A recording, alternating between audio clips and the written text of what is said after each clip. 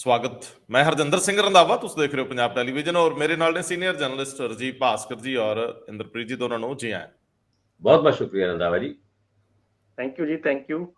कल चन्नी साहब सेंटर 'ਚ बैठे ਸੀਗੇ ਚਰਨਜੀਤ ਸਿੰਘ ਚੰਨੀ ਸਾਬਕਾ ਮੁੱਖ ਮੰਤਰੀ, ਇੱਕ ਬੰਨੇ ਅਮਰਿੰਦਰ ਸਿੰਘ ਰਾਜਾ ਵੜਿੰਗ, ਦੂਜੇ ਬੰਨੇ ਪ੍ਰਤਾਪ ਸਿੰਘ ਬਾਜਵਾ। ਚੰਨੀ ਸਾਹਿਬ ਸਿੱਧੇ ਹੋ ਗਏ। ਉਹ ਕਹਿੰਦੇ ਮੁੱਖ ਮੰਤਰੀ ਸਾਹਿਬ ਨੇ ਤਾਂ ਕਦੇ ਜੈਕਟ ਦੂਜੀ ਵਾਰ ਨਹੀਂ ਪਾਈ, ਕੱਪੜੇ ਕਦੇ ਅੱਜ ਤੱਕ ਪਿਛਲੇ ਕਈ ਮਹੀਨਿਆਂ ਦੇ ਵਿੱਚ ਉਹ ਨਹੀਂ ਦੁਬਾਰਾ ਦਿਸੇ ਜਿਹੜੇ ਪਹਿਲੇ ਦਿਨ ਪਾ ਲਏ। ਅਜੇ ਉਹ ਇਹ ਗੱਲ ਕਰ ਹੀ ਰਹੇ ਸੀ, ਲਾਗੋਂ ਪ੍ਰਤਾਪ ਸਿੰਘ ਬਾਜਵਾ ਕਹਿੰਦੇ ਲੱਗਦੇ ਹੱਥ ਬੂਟਾਂ ਦਾ ਵੀ ਜ਼ਿਕਰ ਕਰੋ। ਕਹਿੰਦੇ ਹਾਂ, ਮੈਂ ਅਮਰੀਕਾ ਤੋਂ ਪਤਾ ਕਰਕੇ ਆਇਆ, ਬੂਟਾਂ ਦੀ ਕੀ ਗੱਲ ਕਰਦੇ ਹੋ, 3756 ਦੇ ਬੂਟ ਆ। ਹੁਣ ਕਦੇ ਬੂਟਾਂ ਦਾ ਜੈਜੀਬੀ ਨੇ ਵੀ ਗੀਤ ਗਾਇਆ ਸੀਗਾ, ਪਰ ਇੱਥੇ ਗੱਲ ਗਾਂਹ ਵੱਧ ਗਈ। ਅਜੇ ਸ਼ਾਮ ਨਹੀਂ ਸੀ ਪਈ, ਉਧਰੋਂ ਸੰਮਣ ਆ ਗਏ, ਅੱਜ ਹੀ ਆਓ, ਵਿਸਾਖੀ ਆ, ਛੁੱਟੀ ਛਾਟੀ ਰੱਦ। ਵਿਜੀਲੈਂਸ ਦੇ ਅਧਿਕਾਰੀ ਵੀ ਕਿਤੇ ਮੇਲਾ ਵੇਖਣ ਜਾਣਾ ਚਾਹੁੰਦੇ ਹੋਣੇ ਆ, ਉਹਨਾਂ ਨੂੰ ਵੀ ਅੱਜ ਬਿਠਾ ਲਿਆ। ਚੰਨੀ ਸਾਹਿਬ ਪੇਸ਼ ਹੋਣਗੇ ਕਿ ਨਹੀਂ ਹੋਣਗੇ, ਉਸ ਤੋਂ ਪਹਿਲਾਂ ਪ੍ਰੈਸ ਕਾਨਫਰੰਸ ਕਰਨਗੇ ਕਿ ਨਹੀਂ ਕਰਨਗੇ, ਕਿਉਂਕਿ ਕੱਲ ਉਹਨਾਂ ਜ਼ਿਕਰ ਕੀਤਾ ਸੀ ਹਵਾਲੇ ਜਲੰਧਰ ਦੀ ਚੋਣ ਦੇ ਆ, ਤੇ ਕੱਲ ਸੀਨ ਕੁਝ ਹੋਰ ਬਣਿਆ ਭਾਸਕਰ ਸਾਹਿਬ ਤੋਂ, ਉਹ ਵੀ ਪੁੱਛਦੇ ਆ। ਪਰ ਮੈਂ ਦੂਜੇ ਬੰਨੇ ਜਾਊਂਗਾ ਸੱਤਾਧਾਰੀਆਂ ਵੱਲ। ਇੱਕ ਵੱਡੇ ਮੰਤਰੀ, ਦੋ ਮਹਿਕਮੇ, ਪਾਵਰ ਦਾ ਪਾਵਰਫੁਲ ਮੰਤਰੀ, ਪਾਵਰ ਦਾ ਮਹਿਕਮਾ, ਨਾਲ ਦੀ ਨਾਲ ਹੀ ਆ ਸੜਕਾਂ ਸਾਰੇ ਪੰਜਾਬ ਦੀਆਂ। ਤੇ ਅਗਲਿਆਂ ਨੇ ਕਿਹਾ ਵੀ ਜੇ ਕੋਈ ਕੈਂਡੀਡੇਟ ਨਾ ਮਿਲਿਆ ਤੇ ਕੈਂਡੀਡੇਟ ਤਾਂ ਉਤਾਰਨਾ ਪੈਣਾ, ਤੁਸੀਂ ਲਾਓ ਜ਼ਰਾ ਮੋਦੀ ਸਾਹਿਬ ਸੰਬੰਧੀ ਪੋਸਟਰ ਲਵਾਇਆ, ਨਾਲ ਫੋਟੋ ਲਵਾਈ ਤੇ ਫੋਟੋ ਚਾੜਤੀ ਪਟੇ ਤੇ। ਹੁਣ ਚੋਣ ਕਮਿਸ਼ਨ ਤਸੱਲੀ ਚ ਨਹੀਂ, ਉਹ ਕਹਿੰਦਾ ਤੁਹਾਡਾ ਜਵਾਬ ਸੈਟੀਸਫੈਕਟਰੀ ਨਹੀਂ ਹੈਗਾ, ਹੁਣ ਇਹਨਾਂ ਦੇ ਖਿਲਾਫ ਕਾਰਵਾਈ ਕੀ ਹੁੰਦੀ ਆ, ਕੱਲ ਤੋਰਨੀ ਬਣਦੀ ਆ। ਕੱਲ ਮਾਮਲਾ ਹਾਈ ਕੋਰਟ ਦੇ ਵਿੱਚ ਇਰੀਗੇਸ਼ਨ ਸਕੈਮ ਵਾਲਾ ਵੀ ਪਹੁੰਚਿਆ। 1000 ਕਰੋੜੀ ਸਿੰਜਾਈ ਘੁਟਾਲਾ ਇੱਕ ਵਾਰੀ ਫਿਰ ਹਾਈ ਕੋਰਟ ਦੀਆਂ ਬਰੂਹਾਂ ਤੇ ਪਹੁੰਚਦਾ ਹੈ। ਇਹ ਮਾਮਲਾ ਉਹੀ ਆ ਜਦੋਂ 17A ਤਹਿਤ ਪ੍ਰਵਾਨਗੀਆਂ ਨਹੀਂ ਸੀ ਮਿਲ ਰਹੀਆਂ, ਔਰ ਇੱਕ ਵਕੀਲ ਸਾਹਿਬ ਨੇ ਇਸ ਮਾਮਲੇ 'ਚ ਹਾਈ ਕੋਰਟ ਦੇ ਵਿੱਚ ਪਟੀਸ਼ਨ ਪਾਈ ਸੀ, ਸਰਕਾਰ ਜਵਾਬ ਨਹੀਂ ਸੀ ਦਿੰਦੀ। ਫਿਰ ਕੰਟੈਂਪਟ ਆਫ ਕੋਰਟ ਦਾ ਮਾਮਲਾ ਹੋਇਆ ਤੇ ਕੱਲ ਉੱਥੇ ਇੱਕ ਹਲਫਨਾਮਾ ਦਾਇਰ ਕੀਤਾ ਗਿਆ, ਕਾਫੀ ਅਹਿਮੀਅਤ ਰੱਖਦਾ। ਨਸ਼ੇ ਦੀ ਇੱਕ ਹੋਰ ਰਿਪੋਰਟ ਕੱਲ ਜਨਤਕ ਵਾਂਗ ਹੋਈ, ਹਰੇਕ ਦੇ ਹੱਥ ਵਿੱਚ ਸੀਗੀ। ਇਹਦੇ ਉੱਤੇ ਇੱਕ ਹਲਕੀ ਜੀ ਗੱਲ ਤੁਹਾਡੇ ਨਾਲ ਅੱਗੇ ਤੋਰਦੇ ਆਂ। ਔਰ ਜਦੋਂ ਅਸੀਂ ਚੱਲਦੇ ਆਂ ਪੰਜਾਬ ਦੇ ਵਿੱਚ ਐਕਸਾਈਜ਼ ਨੂੰ ਲੈ ਕੇ, ਉਹਦੇ ਵਿੱਚ ਬੀਅਰ ਦੇ ਰੇਟ ਨਿਰਧਾਰਿਤ ਕੀਤੇ ਗਏ ਆ। ਇਸ ਸਰਕਾਰ ਨੇ ਐਕਸਾਈਜ਼ ਪਾਲਿਸੀ ਬਣਾਉਣ ਤੋਂ ਪਹਿਲਾਂ ਕਿਹਾ ਸੀ ਕਿ ਅਸੀਂ ਹਰ ਤਰ੍ਹਾਂ ਦੀ ਸ਼ਰਾਬ ਦਾ ਰੇਟ ਨਿਰਧਾਰਿਤ ਕਰਾਂਗੇ।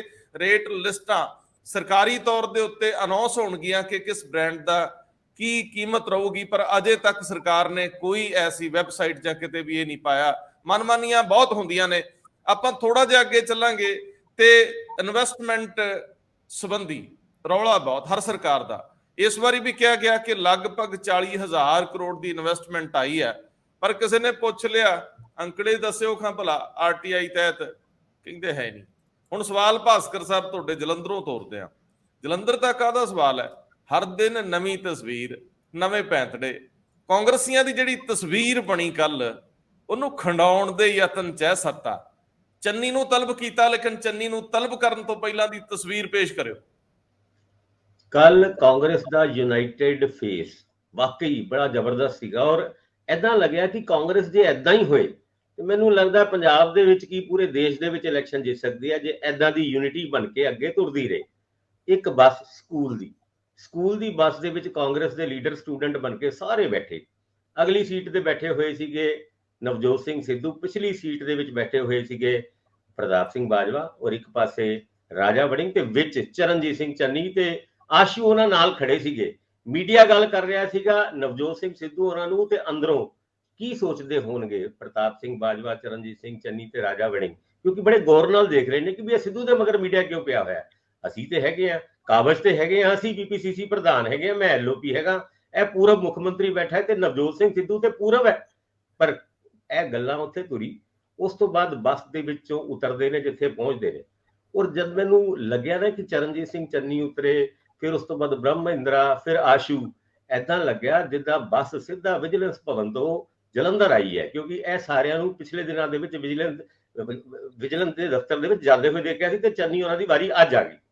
ਹੁਣ ਇੱਥੇ ਗੱਲ ਖੜੀ ਹੈ ਕਿ ਕੱਲ ਚੰਨੀ ਉਹਨਾਂ ਨੇ ਇੱਕ ਪ੍ਰੈਸ ਕਾਨਫਰੰਸ ਕੀਤੀ। ਪ੍ਰੈਸ ਕਾਨਫਰੰਸ ਦੇ ਵਿੱਚ ਕਾਫੀ ਜੋਸ਼ ਸੀਗਾ, ਔਰ ਸਰਕਾਰ ਦੇ ਉੱਤੇ ਕਾਫੀ ਇਲਜ਼ਾਮ ਵੀ ਲਾਏ। ਇਲਜ਼ਾਮ ਵੀ ਬੜੇ ਗੰਭੀਰ ਸੀਗੇ ਜੀ। ਅੰਬੇਡਕਰ ਮਿਊਜ਼ੀਅਮ ਜਿਹੜਾ PTU ਦੇ ਵਿੱਚ ਬਣਾਇਆ ਜਾ ਰਿਹਾ ਸੀ, ਚੰਨੀ ਉਹਨਾਂ ਦਾ ਕਹਿਣਾ ਸੀ 100 ਕਰੋੜ ਰੁਪਏ ਮੈਂ ਰੱਖ ਕੇ ਗਿਆ ਸੀ ਬਕਾਇਦਾ, ਪਰ ਇਹਨਾਂ ਨੇ ਅੰਬੇਡਕਰ ਉਹਨਾਂ ਦੀ ਸਿਰਫ ਫੋਟੋ ਲਾ ਕੇ ਪਿੱਛੇ।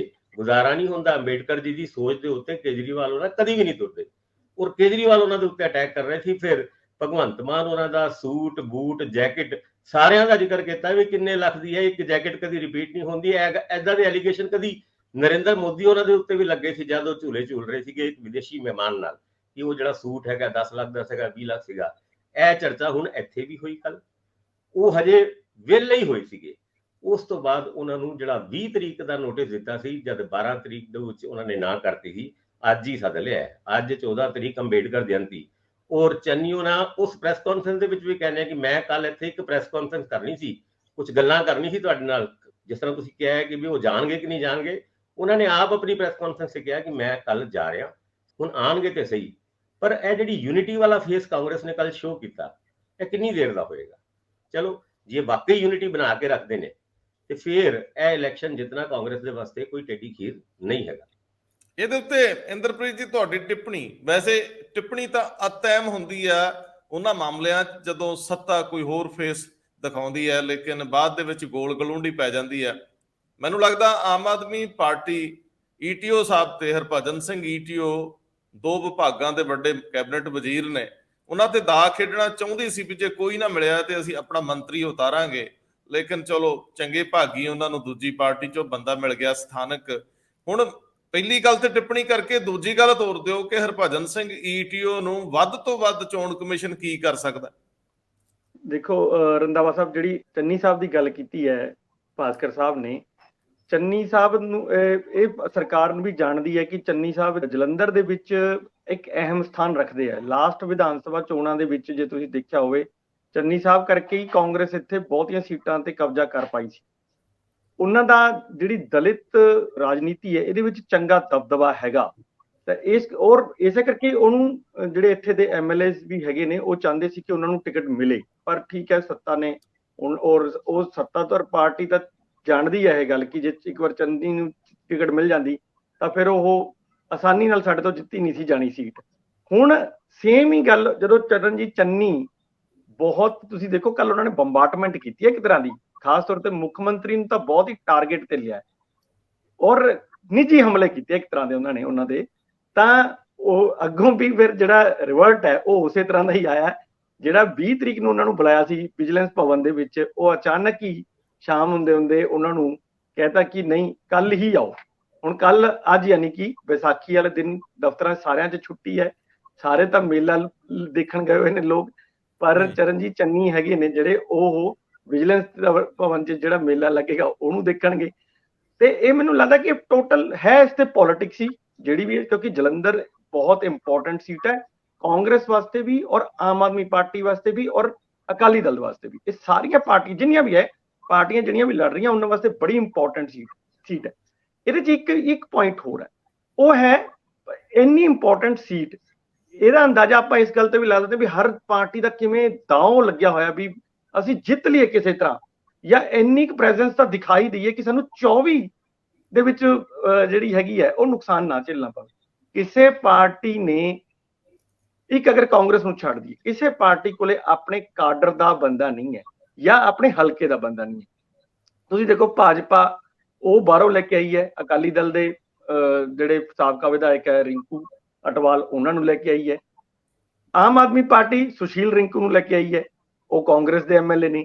ਅਕਾਲੀ ਦਲ ਵੀ ਈਵਨ ਆਪਣੇ ਪਵਨ ਟੀਨੂ ਨੂੰ ਜਿਹੜਾ ਹਲਕੇ ਦਾ ਬੰਦਾ ਹੈ ਉਹਨੂੰ ਨਹੀਂ ਦੇ ਕੇ ਉਹ ਨਾਲ ਵਾਲੇ ਜ਼ਿਲ੍ਹੇ ਚੋਂ ਇੱਕ ਤਰ੍ਹਾਂ ਦਾ ਇੰਪੋਰਟ ਕਰਕੇ ਲੈ ਕੇ ਆਈ ਹੈ। ਸੋ ਕਾਂਗਰਸ ਵੀ ਠੀਕ ਹੈ ਕਿ ਉਹ ਬਾਈ ਡਿਫਾਲਟ ਕਰਮਜੀਤ ਕੌਰ ਨੂੰ ਸੀਟ ਮਿਲੀ ਹੈ, ਅਦਰਵਾਈਜ਼ ਉਹ ਵੀ ਜਿਹੜੇ ਮੇਨ ਉਹਨਾਂ ਦੇ ਸੀਗੇ ਪਰਿਵਾਰ ਜਿਹੜਾ ਚੌਧਰੀ ਪਰਿਵਾਰ ਹੈ ਉਸ ਚੋਂ ਕਿਉਂਕਿ ਸੀਟ ਦਿੱਤੀ ਜਾਣੀ ਸੀ, ਸਿੰਪਥੀ ਵੋਟ ਦੇ ਚੱਕਰ 'ਚ ਉਹਨਾਂ ਨੇ ਸੀਟ ਦਿੱਤੀ ਹੈ। ਅਦਰਵਾਈਜ਼ ਉੱਥੇ ਵੀ ਕਿਸੇ ਹੋਰ ਵਰਕਰ ਨੂੰ ਵੀ ਇਸ ਟਾਈਮ ਮੌਕੇ ਤੇ ਦਿੱਤੀ ਜਾ ਸਕਦੀ ਸੀ ਸੀਟ, ਕਿਉਂਕਿ ਕਿਸੇ ਪਰਿਵਾਰਾਂ ਦਾ ਕੋਈ ਏਕਾਧਿਕਾਰ ਤਾਂ ਨਹੀਂ ਹੈ ਨਾ। ਜਦੋਂ ਚਲੋ ਠੀਕ ਹੈ ਇੱਕ ਪਰਿਵਾਰ ਹੁਣ ਨਹੀਂ ਰਿਹਾ ਤਾਂ ਹੋਰ ਕਿਸੇ ਨੂੰ ਵੀ ਦਿੱਤੀ ਜਾ ਸਕਦੀ ਸੀ ਸੀਟ, ਪਰ ਉਹਨਾਂ ਨੇ ਉਹ ਦਾਅ ਨਹੀਂ ਖੇਲਿਆ। ਸੋ ਮੇਰੇ ਕਹਿਣ ਤੋਂ ਭਾਵ ਹੈ ਵੀ ਜਿਹੜੀਆਂ ਪਾਰਟੀਆਂ ਇਹ ਬਹੁਤ ਕਲੇਮਸ ਕਰਦੀਆਂ ਨੇ, ਵੱਡੇ ਵੱਡੇ ਕਲੇਮਸ ਕਿ ਉਹ ਕਾਡਰ ਬੇਸਡ ਪਾਰਟੀਆਂ ਨੇ, ਬਹੁਤ ਉਹਨਾਂ ਦਾ ਆਧਾਰ ਹੈ, ਉਹ ਸਾਰੀਆਂ ਦੀ ਹੁਣ ਇਸ 'ਚ ਨਜ਼ਰ ਆ ਗਈਆਂ ਵੀ ਕਿਸੇ ਕੋਲ ਕੋਈ ਆਧਾਰ ਅਧੂਰ ਹੈ ਨਹੀਂ, ਸਭ ਇੱਕ ਦੂਜੇ ਦੇ ਉਧਾਰ ਲਿੱਤੇ ਹੋਏ ਜਿਹੜੇ ਕੈਂਡੀਡੇਟ ਹੈ ਉਹਨਾਂ ਦੇ ਉੱਤੇ ਇਲੈਕਸ਼ਨ ਲੜ ਰਹੀਆਂ। ਇੱਕ ਗੱਲ ਇੰਦਰਪ੍ਰੀਤ ਜੀ ਨੇ ਕੀਤੀ ਸੀਗੀ ਕਿ ਸਭ ਸਿਆਸੀ ਹੈ, ਪਰ ਮੈਂ ਉਹ ਗੱਲ ਨੂੰ ਯਾਦ ਕਰਾਉਣਾ ਚਾਹੁੰਦਾ ਇੰਦਰਪ੍ਰੀਤ ਜੀ, ਜਦੋਂ ਚਰਨਜੀਤ ਸਿੰਘ ਚੰਨੀ ਦੇ ਭਾਣਜੇ ਨੂੰ ਉਹ ਪੈਸਿਆਂ ਦੇ ਕਾਫੀ ਵੱਡੇ ਸਟਾਕ ਨਾਲ ਫੜਿਆ ਗਿਆ ਸੀ, ਉਹ ਕੇਸ ਅਜੇ ਵੀ ਚੱਲਦੇ ਨੇ। ਮਾਮਲੇ ਤਾਂ ਇਹ ਜਾਇਦਾਦਾਂ ਬਣਾਉਣ ਦੇ ਚੱਲਦੇ ਹੀ ਆ, ਉਦੋਂ ਬਦਲੀਆਂ ਦੇ ਰੌਲੇ ਵੀ ਪਏ ਸੀ ਔਰ ਬਹੁਤ ਬੇਨਿਯਮੀਆਂ ਦੀ ਗੱਲ ਵੀ ਇਹ ਵੀ ਮੁੱਖ ਮੰਤਰੀ ਕਰਦੇ ਰਹੇ ਕਿ ਮੈਨੂੰ ਤਾਂ ਸਮਝ ਨਹੀਂ ਆਉਂਦੀ ਵੀ ਮੈਂ ਆਹ ਸਾਈਨ ਜਿਹੜੇ ਕੀਤੇ ਹੁੰਦੇ ਆ ਕਿਹਨੂੰ ਪੁੱਛਾਂ, ਮੁੱਖ ਮੰਤਰੀ ਤਾਂ ਲੱਭਦੇ ਨਹੀਂ ਪੁਰਾਣੇ ਜਿਹੜੇ ਆ, ਉਹ ਅਮਰੀਕਾ ਜਾ ਕੇ ਬੈਠੇ ਆ। ਸੋ ਇਹਦੇ ਵਿੱਚ ਚੰਨੀ ਸਾਹਿਬ ਨੂੰ ਕੋਆਪਰੇਟ ਕਰਕੇ ਦੁੱਧ ਦਾ ਦੁੱਧ ਪਾਣੀ ਦਾ ਪਾਣੀ ਕਰਨਾ ਚਾਹੀਦਾ, ਕਿਉਂਕਿ ਪ੍ਰਾਪਰਟੀਆਂ ਤਾਂ ਬਹੁਤ ਆਲੀਸ਼ਾਨ ਤਰੀਕੇ ਨਾਲ ਵਧੀਆਂ ਨੇ। ਪੋਲੀਟੀਸ਼ੀਅਨ ਦੇਖੋ ਤਾਂ ਹੀ ਸਾਡੇ ਸਮਾਜ ਦੇ ਵਿੱਚ ਹਰ ਕੋਈ ਸਿਆਸਤਦਾਨ ਨਹੀਂ ਬਣਨਾ ਚਾਹ ਰਿਹਾ ਸੀ। ਸਾਡੇ ਸਮਾਜ ਦਾ ਜਿੰਨਾ ਤੇਜ਼ੀ ਨਾਲ ਸਿਆਸੀਕਰਨ ਹੋਇਆ, ਸ਼ਾਇਦ ਕਿਸੇ ਦਾ ਹੋਇਆ ਹੋਵੇ, ਕੋਈ ਵੀ ਵਿਅਕਤੀ ਪੜ੍ਹ ਲਿਖ ਕੇ ਕੋਈ ਅਫਸਰ ਬਣਨ ਵੱਲ ਤੇ ਵੱਧ ਹੀ ਨਹੀਂ ਸੀ ਰਿਹਾ। ਜਾਂ ਲੋਕ ਕਹਿੰਦੇ ਸੀ ਬਾਹਰ ਨਿਕਲ ਜਾਓ ਤੇ ਜਾਂ ਇੱਥੇ ਸਿਆਸਤ ਦੇ ਵਿੱਚ ਆ ਜਾਓ। ਪਿੰਡਾਂ ਦੇ ਪੱਧਰ ਤੇ ਕਿੰਨੀਆਂ ਧੜੇਬੰਦੀਆਂ ਹੋ ਕੇ ਕਿੰਨੇ ਕਿੰਨੇ ਆਗੂ ਬਣ ਗਏ। ਸੋ ਇਹ ਸਭ ਤੋਂ ਆਸਾਨ ਤਰੀਕਾ ਸੀਗਾ ਵੀ ਇਹਦੇ ਵਿੱਚ ਪੈਸੇ ਚਾਰ ਸੌਖੇ ਬਣ ਜਾਂਦੇ ਆ। ਪਰ ਹੁਣ ਮੈਨੂੰ ਲੱਗਦਾ ਕਿ ਹੁਣ ਉਹ ਟ੍ਰੈਂਡ ਬਦਲਣਗੇ ਜੇ ਕਿਸੇ ਨੂੰ ਸਜ਼ਾਵਾਂ ਹੁੰਦੀਆਂ ਨੇ, ਜੇ ਕਿਸੇ ਨੇ ਗਲਤੀਆਂ ਕੀਤੀਆਂ। ਤੇ ਮੈਂ ਹੁਣ ਜਾਊਂਗਾ ਇੰਦਰਪ੍ਰੀਤ ਜੀ ਇਸੇ ਗੱਲ ਤੇ ਹੀ, ਈਟੀਓ ਸਾਹਿਬ ਵਾਲੀ ਗੱਲ ਤੇ। ਈਟੀਓ ਹਾਂ, ਮੈਂ ਉਹ ਰਹਿ ਗਈ ਸੌਰੀ। ਹਾਂ, ਜਿਹੜੀ ਇਹ ਹਰਭਜਨ ਸਿੰਘ ਈਟੀਓ ਹੈਗੀ ਆ, ਤੁਹਾਨੂੰ ਯਾਦ ਹੋਊਗਾ ਮੋਦੀ ਹਟਾਓ ਦੇਸ਼ ਬਚਾਓ ਵਾਲੀ ਇੱਕ ਮੁਹਿੰਮ ਜੀ ਆਮ ਆਦਮੀ ਪਾਰਟੀ ਨੇ ਸ਼ੁਰੂ ਕੀਤੀ ਸੀ, ਜਿਹਦੇ ਪੋਸਟਰ ਜਿਹੜੇ ਹੈਗੇ ਆ ਉਹ ਹਰਭਜਨ ਸਿੰਘ ਈਟੀਓ ਹੋਰ ਨੇ ਤੇ ਰਮਨ ਅਰੋੜਾ ਉਹਨਾਂ ਦੇ ਨਾਲ ਇੱਕ ਜਿਹੜੇ ਹੋਰ ਵਿਧਾਇਕ ਸੀ, ਉਹਨਾਂ ਨੇ ਜਲੰਧਰ ਦੀਆਂ ਦੀਵਾਰਾਂ ਦੇ ਉੱਤੇ ਲਗਾਏ, ਜਿਹਦੇ ਤੇ ਮਤਲਬ ਇਲੈਕਸ਼ਨ ਕਮਿਸ਼ਨ ਨੇ ਇਹਦਾ ਨੋਟਿਸ ਲਿਆ ਤੇ ਉਹਨਾਂ ਨੂੰ ਉਸ ਤੋਂ ਜਵਾਬ ਤਲਬੀ ਵੀ ਕੀਤੀ। ਜਿਹੜਾ ਉਹਨਾਂ ਨੇ ਜਵਾਬ ਦਿੱਤਾ ਹੈ ਉਹ ਤੋਂ ਸੈਟੀਸਫਾਈ ਨਹੀਂ ਹੈ ਕਮਿਸ਼ਨ, ਜਿਹੜਾ ਨਿਰਵਾਚਨ ਆਯੋਗ ਉੱਥੇ ਦਿੱਲੀ ਹੈ, ਉਹਨਾਂ ਨੇ ਇਹਨਾਂ ਨੂੰ ਵਾਪਸ ਭੇਜਿਆ ਕਿ ਨਹੀਂ ਇਹ ਸੈਟੀਸਫੈਕਟਰੀ ਨਹੀਂ ਹੈ। ਇਹਨਾਂ ਨੇ ਕਿਹਾ ਕਿ ਮੈਂ ਕਿਸੇ ਦੀ ਪ੍ਰਾਈਵੇਟ ਦੀਵਾਰ ਤੇ ਤਾਂ ਕੁਝ ਨਹੀਂ ਲਗਾਇਆ, ਤੇ ਇਸ ਤਰ੍ਹਾਂ ਦੀਆਂ ਚੀਜ਼ਾਂ ਕੀਤੀਆਂ ਜਿਸ ਤੋਂ ਉਹ ਸੰਤੁਸ਼ਟ ਨਹੀਂ ਹੈ, ਉਹਨਾਂ ਨੇ ਵਾਪਸ ਭੇਜਤਾ। ਔਰ ਇਹ ਆਰਓ ਨੂੰ ਕਿਹਾ, ਯਾਨੀ ਕਿ ਜਲੰਧਰ ਦੇ ਡੀਸੀ ਨੂੰ ਕਿਹਾ ਕਿ ਉਹ ਇਸ ਤੇ ਐਕਸ਼ਨ ਲੈਣ। ਹੁਣ ਉਹ ਐਕਸ਼ਨ ਕੀ ਲੈਂਦੇ ਆ, ਮੈਨੂੰ ਨਹੀਂ ਲੱਗਦਾ ਕਿ ਇਹ ਮਿਨਿਸਟਰ ਦੇ ਉੱਤੇ ਕੋਈ ਐਕਸ਼ਨ ਲੈਣ ਦੀ ਸਮਰੱਥਾ ਚ ਕੋਈ ਡਿਪਟੀ ਕਮਿਸ਼ਨਰ ਹੋਏਗਾ। ਅਦਰਵਾਈਜ਼ ਇੱਕ ਐਗਜ਼ਾਮਪਲ ਸੈੱਟ ਜ਼ਰੂਰ ਕੀਤਾ ਜਾ ਸਕਦਾ ਹੈ, ਮੌਕਾ ਜ਼ਰੂਰ ਹੈ ਕਿ ਅਗਰ ਕੋਈ ਕਾਰਵਾਈ ਹੁੰਦੀ ਹੈ ਤਾਂ ਕਮਿਸ਼ਨ ਇਹ ਐਗਜ਼ਾਮਪਲ ਸੈੱਟ ਜ਼ਰੂਰ ਕਰ ਸਕਦਾ ਵੀ ਉਹਦੇ ਲਈ ਸਾਰੇ ਜਣੇ ਇੱਕੋ ਜਿਹੇ ਹੈ, ਮਤਲਬ ਉਹਦੇ ਲਈ ਕੋਈ ਮੰਤਰੀ ਜਾਂ ਕੋਈ ਐਮਐਲਏ ਜਾਂ ਕੋਈ ਆਮ ਸਧਾਰਨ ਵਰਕਰ ਨਹੀਂ, ਸਾਰੇ ਇੱਕੋ ਜਿਹੇ। ਪਰ ਇਹ ਇੰਨੀ ਹਿੰਮਤ ਡੀਸੀ ਸਾਹਿਬ ਦਿਖਾਣਗੇ ਕਿ ਨਹੀਂ, ਇਹਦੇ ਤੇ ਮੈਨੂੰ ਸ਼ੱਕ ਹੈ। ਡੀਸੀ ਸਾਹਿਬ ਸਿੱਧੇ ਚੋਣ ਕਮਿਸ਼ਨ ਦੇ ਥੱਲੇ ਆ, ਜੇ ਡੀਸੀ ਨਹੀਂ ਕਰਨਗੇ ਤੇ ਡੀਸੀ ਵੀ ਤਲਬ ਕੀਤੇ ਜਾਣਗੇ। ਪਰ ਵੈਸੇ ਵੱਧ ਤੋਂ ਵੱਧ ਹੋ ਕੀ ਸਕਦਾ ਇਹਦੇ ਵਿੱਚ, ਜੇ ਇੰਦਰਪ੍ਰੀਤ ਜੀ ਤੁਸੀਂ ਲਗਾਤਾਰ ਇਹ ਜੁਰਮਾਨਾ ਹੀ ਕਰਦੇ ਆ ਰਹੇ ਹੋ ਚੋਣਾਂ, ਜਿਹੜਾ ਡਿਸਪੇਸਮੈਂਟ ਐਕਟ ਹੈਗਾ ਉਹਦੇ ਵਿੱਚ ਜੁਰਮਾਨੇ ਦੀ ਹੋਈ ਪ੍ਰੋਵੀਜ਼ਨ ਹੈ ਕਿ ਉਹ ਸਾਫ਼ ਕਰਵਾ ਕੇ ਜੋ ਖਰਚਾ ਆਏਗਾ ਉਹ ਉਸ ਸੰਬੰਧਿਤ ਅਧਿਕਾਰੀ ਨੂੰ ਦੇਣਾ, ਜਿਹੜਾ ਜਿਹਨੇ ਵੀ ਲਗਾਇਆ ਉਹਨੂੰ ਦੇਣਾ ਪੈਂਦਾ, ਉਹ ਦੇ ਦੇਣਗੇ। ਇਹਨਾਂ ਤਾਂ ਕੋਈ ਉਹ ਨਹੀਂ ਹੈ, ਉਹ ਕੋਈ ਵੱਡਾ ਉਲੰਘਣਾ ਨਹੀਂ ਹੈ ਇਹ ਐਕਟ ਦੀ।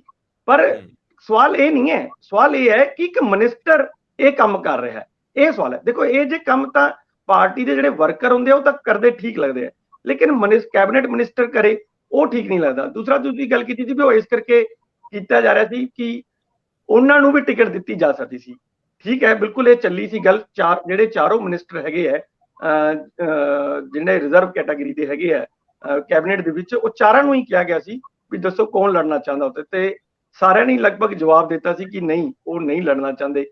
ਤਾਂ ਉਹਦੇ ਵਿੱਚ ਇੱਕ ਇਹਨਾਂ ਨੂੰ ਇਸ ਕਰਕੇ ਵੀ ਸ਼ਾਇਦ ਨਹੀਂ ਦਿੱਤੀ ਗਈ ਕਿ ਜਿਹੜੀ ਦਲਿਤ ਵਿਦਿਨ ਰਿਜ਼ਰਵੇਸ਼ਨ ਹੈਗੀ ਨਾ, ਉਹਦੇ ਵਿੱਚ ਵੀ ਇਹ ਫਿੱਟ ਨਹੀਂ ਸੀ ਬੈਠਦੀ। ਇਹ ਔਰ ਇੱਥੇ ਰਵਿਦਾਸੀਆ ਕਮਿਊਨਿਟੀ ਜ਼ਿਆਦਾ ਹੈਗੀ ਹੈ ਬਾਲਮੀਕੀ ਸਮੁਦਾਇ ਤੋਂ, ਇਸ ਕਰਕੇ ਮੈਨੂੰ ਲੱਗਦਾ ਕਿ ਇਹਨਾਂ ਦਾ ਟਿਕਟ ਉੱਥੇ ਘਟ ਗਿਆ।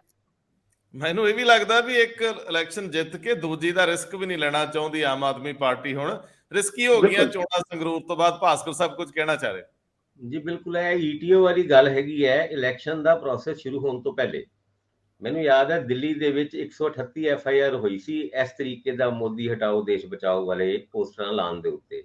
ਇਹਨਾਂ ਪੋਸਟਰਾਂ ਦੇ ਅੱਗੇ ਪਿੱਛੇ ਨੀਚੇ ਉੱਤੇ ਕੁਝ ਨਹੀਂ ਸੀਗਾ, ਕੁਝ ਨਹੀਂ ਲਿਖਿਆ ਸੀ ਕਿਹੜੀ ਪਾਰਟੀ ਨੇ ਲਾਈ ਹੈ, ਤਾਂ ਵੀ ਕੇਸ ਦਰਜ ਹੋ ਗਏ ਸੀ। ਔਰ ਕਾਫੀ ਸਾਰੇ ਲੋਕਾਂ ਨੂੰ, ਗਰੀਬ ਬੰਦਿਆਂ ਨੂੰ, ਜਿਹੜੇ ਰਿਕਸ਼ੇ ਵਾਲੇ ਸੀਗੇ ਜਾਂ ਕੋਈ ਪੋਸਟਰ ਲਾਉਂਦੇ ਹੋਏ ਫੜੇ ਗਏ ਸੀ, ਉਹਨਾਂ ਨੂੰ ਅੰਦਰ ਵੀ ਕਰ ਦਿੱਤਾ ਸੀ। ਕੇਜਰੀਵਾਲ ਉਹਨਾਂ ਨੇ ਜੰਤਰ ਮੰਤਰ ਦੇ ਵਿੱਚ ਆਵਾਜ਼ ਉਠਾਈ ਸੀ ਬਈ ਇਹ ਗਲਤ ਹੈ। ਉਸ ਤੋਂ ਬਾਅਦ ਈਟੀਓ ਸਾਹਿਬ, ਮੰਤਰੀ ਸਾਹਿਬ ਦੀ ਗੱਲ ਕਰ ਰਹੇ ਹਾਂ ਆਪਾਂ, ਈਟੀਓ ਸਾਹਿਬ ਕਹਿੰਦੇ ਕੋਈ ਐਕਸਾਈਜ਼ ਐਂਡ ਟੈਕਸੇਸ਼ਨ ਆਫੀਸਰ ਨਹੀਂ, ਮੰਤਰੀ ਸਾਹਿਬ ਨੂੰ ਚੜਿਆ ਜੋਸ਼ ਤੇ ਉਹਨਾਂ ਨੇ ਜਲੰਧਰ ਲਾਲ ਛੋਟੇ ਛੋਟੇ ਪੋਸਟਰਾਂ ਨਾਲ ਰੰਗਤਾ। ਤਰੁਣ ਚੁਗ ਉਹਨਾਂ ਨੂੰ ਵੀ ਚੜਿਆ ਗੁੱਸਾ, ਉਹਨਾਂ ਨੇ ਵੀ ਚਿੱਠੀ ਲਿਖਤੀ ਸਿੱਧੀ ਗਵਰਨਰ ਸਾਹਿਬ ਨੂੰ ਗਵਰਨਰ ਸਾਹਿਬ ਦੇ ਕਹਿਣ ਤੇ ਇੱਕ FIR ਦਰਜ ਵੀ ਕਿਹਦੇ ਖਿਲਾਫ ਹੋਈ? ਅਣਪਛਾਤੇ ਮਿਨਿਸਟਰ ਸ਼ਬਦ ਮੈਂ ਐਂ ਯੂਜ਼ ਕਰ ਰਿਹਾ, ਅਣਪਛਾਤੇ ਬੰਦੇ ਦੇ ਖਿਲਾਫ ਹੋਈ ਸੀ। ਪਰ ਕਿਉਂਕਿ ETO ਸਾਹਿਬ ਨੂੰ ਲਾਉਂਦੇ ਹੋਏ ਉਹਨਾਂ ਨੇ ਆਪ ਫੋਟੋ ਜਾਰੀ ਕਰਕੇ ਕੀਤਾ ਸੀ, ਫਿਰ ਵੀ ਜਿਹੜਾ ਡਿਸਟ੍ਰਿਕਟ ਐਡਮਿਨਿਸਟ੍ਰੇਸ਼ਨ ਸੀ ਜਾਂ ਪੁਲਿਸ ਐਡਮਿਨਿਸਟ੍ਰੇਸ਼ਨ ਸੀ, ਉਹਨਾਂ ਨੇ ਅਣਪਛਾਤੇ ਮਿਨਿਸਟਰ ਦੇ ਖਿਲਾਫ ਇੱਕ ਕੇਸ ਕੀਤਾ। ਉਹ ਤੇ ਕੇਸ ਤੇ ਕਰਤਾ। ਪਰ ਨਾਰਮਲੀ ਇਹ ਕੇਸ ਕੀ ਹੁੰਦਾ ਹੈ ਕਿ ਜਦ ਵੀ ਕਿੱਦਾਂ ਏਦਾਂ ਦੇ ਪੋਸਟਰ ਲੱਗਦੇ ਨੇ, ਉਹਦੇ ਥੱਲੇ ਲਿਖਿਆ ਜਾਂਦਾ ਹੈ ਵੀ ਇਹ ਪੋਸਟਰ ਛਪਵਾਉਣ ਵਾਲਾ ਕੌਣ ਹੈ, ਔਰ ਉਸ ਪ੍ਰਿੰਟਰ ਦੇ ਖਿਲਾਫ ਵੀ ਐਕਸ਼ਨ ਹੁੰਦਾ, ਕਿਉਂਕਿ ਪ੍ਰਿੰਟਰ ਦਾ ਵੀ ਨਾਮ ਹੋਣਾ ਪੋਸਟਰ ਤੇ ਬਹੁਤ ਜ਼ਰੂਰੀ ਹੈ। ਉਹ ਕੇਸ ਅੱਗੇ ਰੁਕ ਗਿਆ। ਪਰ ਚਲੋ, ਹੁਣ ਤਰੁਣ ਚਿੱਗ ਉਹਨਾਂ ਨੇ ਆਵਾਜ਼ ਉਠਾਈ ਸੀ, ਗੱਲ ਗਵਰਨਰ ਤੱਕ ਪਹੁੰਚ ਗਈ ਸੀ, ਤੇ ਡਿਸਟ੍ਰਿਕਟ ਐਡਮਿਨਿਸਟ੍ਰੇਸ਼ਨ ਨੂੰ ਵੀ ਕੁਛ ਨਾ ਕੁਛ ਤੇ ਕਰਨਾ ਸੀਗਾ, ਤਾਂ ਹੀ ਇੱਕ ਕੇਸ ਜਿਹਾ ਕਰਕੇ ਗੱਲ ਖਤਮ ਕਰਤੀ, ਅਣਪਛਾਤੇ ਮਿਨਿਸਟਰ ਦੇ ਖਿਲਾਫ ਕੇਸ ਕਰਕੇ। ਪਰ ਇਹ ਤੇ ਸਾਰਿਆਂ ਨੂੰ ਪਤਾ ਹੈ, ETO ਸਾਹਿਬ ਪੋਸਟਰ ਲਾ ਕੇ ਲਲਕਾਰੇ ਮਾਰਦੇ ਸੀ, ਕਿਉਂਕਿ ਉਹਨਾਂ ਦੀ ਇੱਛਾ ਜਾਗੀ ਸੀ ਇਲੈਕਸ਼ਨ ਲੜਨ ਦੀ। ਬਾਅਦ ਚੋਂ ਫੈਸਲਾ ਭਾਵੇਂ ਰਿੰਕੂ ਤੇ ਜਾ ਕੇ ਟਿਕਿਆ, ਪਰ ETO ਸਾਹਿਬ ਬਚਤੇ ਗਏ ਇਹਦੇ ਵਿੱਚ, ਕਿਉਂਕਿ ਉਹ ਅਣਪਛਾਤੇ ਨਿਕਲੇ, ਉਹਨਾਂ ਨੂੰ ਕਿਸੇ ਨੇ ਪਛਾਣਿਆ ਹੀ ਨਹੀਂ। ਜੇ ਪਛਾਣ ਲੈਂਦੇ ਡਿਸਟ੍ਰਿਕਟ ਐਡਮਿਨਿਸਟ੍ਰੇਸ਼ਨ, ਫਿਰ ਉਹਨਾਂ ਦੇ ਨਾਂ ਦੇ ਖਿਲਾਫ ਹੀ ਕੇਸ ਹੁੰਦਾ। ਚਲੋ ਸ਼ੁਕਰ ਹੈ ਸਾਡੀ ਜਲੰਧਰ ਦੀ ਐਡਮਿਨਿਸਟ੍ਰੇਸ਼ਨ ਉਹਨਾਂ ਨੂੰ ਪਛਾਣਦੀ। ਨਹੀਂ, ਤੁਸੀਂ ਨਾ ਜੀ ਦੋ ਗੱਲਾਂ ਕਹੀਆਂ, ਇਹ ਜ਼ਿਆਦਤੀ ਆ ਹਰਭਜਨ ਸਿੰਘ ਮਿਨਿਸਟਰ ਨਾਲ। ਤੁਸੀਂ ਪਹਿਲਾਂ ਕਿਹਾ ਵੀ ETO ਸਾਹਿਬ ਨੂੰ ਚੜਿਆ ਜੋਸ਼ ਤੇ ਉਹਨਾਂ ਨੇ ਜਾ ਕੇ ਲਾਤਾ ਪੋਸਟਰ ਤੇ ਖਿਚਾ ਲਈ ਫੋਟੋ, ਤੇ ਦੂਜਾ ਤੁਸੀਂ ਕਿਹਾ ਕਿ ਉਹ ਲਲਕਾਰੇ ਮਾਰਦੇ ਆ। ਲਲਕਾਰੇ ਮਾਰਨ ਲਈ ਹਰਭਜਨ ਸਿੰਘ ETO ਜਾਣੇ ਨਹੀਂ ਜਾਂਦੇ, ਬਹੁਤ ਨਿਹਾਇਤ ਉਸ ਟਾਈਮ ਜਦ ਇਹ ਪੋਸਟਰ ਲਾ ਰਹੇ ਸੀਗੇ, ਉਸ ਟਾਈਮ ਇਹਨਾਂ ਨੇ ਆਪਣੇ ਫੋਟੋ ਦੇ ਕੈਪਸ਼ਨ ਦੇ ਥੱਲੇ ਇਹ ਲਿਖਿਆ ਸੀ, ਕਰੋ ਮੈਨੂੰ ਗ੍ਰਿਫਤਾਰ, ਮੈਂ ਲਾ ਰਿਹਾ ਪੋਸਟਰ।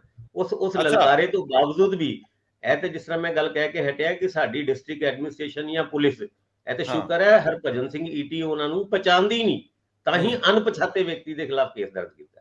ਦੇਖੋ ਗੱਲ ਇਹ ਆ ਬਈ ਐਡੇ ਜੋਸ਼ ਨਹੀਂ ਚੜ੍ਹਦੇ ਹੁੰਦੇ, ਇਹ ਆਮ ਆਦਮੀ ਪਾਰਟੀ ਦਾ ਕਲਚਰ ਹੈ। ਤੁਹਾਨੂੰ ਯਾਦ ਹੋਣਾ 2017 ਤੋਂ ਪਹਿਲਾਂ ਵਿਕਰਮ ਮਜੀਠੀਆ ਦੇ ਖਿਲਾਫ ਪੋਸਟਰ ਲਾਉਣ ਲਈ ਆਮ ਆਦਮੀ ਪਾਰਟੀ ਦੇ ਵਰਕਰਾਂ ਤੇ ਨੇਤਾਵਾਂ ਨੂੰ ਟੀਚਾ ਦੇ ਦਿੱਤਾ, ਜਿਹਦੇ ਵਿੱਚ ਬਾਅਦ ਦੇ ਵਿੱਚ ਜਾ ਕੇ ਕੇਜਰੀਵਾਲ ਸਾਹਿਬ ਨੇ ਮਾਫੀ ਵੀ ਮੰਗੀ ਸੀ ਕੋਰਟ ਚੋਂ, ਯਾਦ ਹੋਣਾ ਤੁਹਾਨੂੰ।